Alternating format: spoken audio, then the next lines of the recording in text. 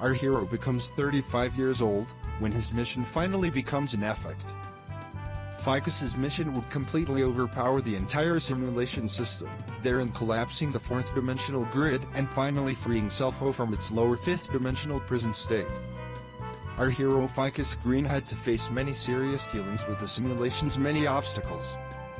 The simulation always had to balance itself out, negatives and positives.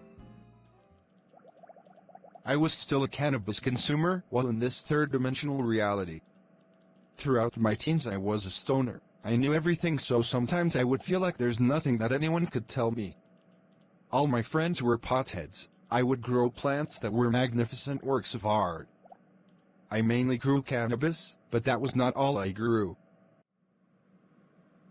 I knew I was able to get any girl I wanted. I knew the only way to overpower the simulation is to not reproduce.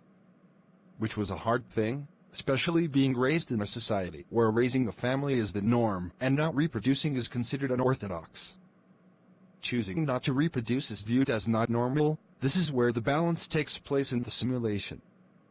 The fact that I don't want to reproduce makes the ladies eager to see if I would change my mind for either of them. By the age of 20, I started growing plants to make beer, and then I started brewing it also. This led me to not being focused and almost losing sight on the entire mission.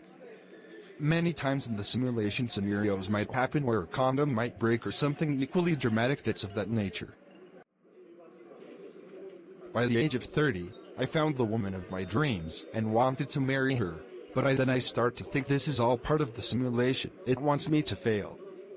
The feelings I had were so strong and felt so deep that it took every drop of me to turn away from her and pursue on my one true mission.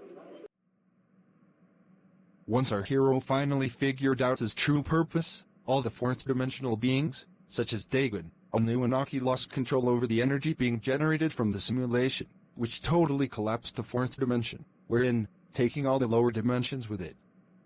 Ch12 was finally free from the stories of the lower fourth dimension, becoming fully aware of self, and with patience ascended to the next higher dimension. The sixth dimension, non-physical,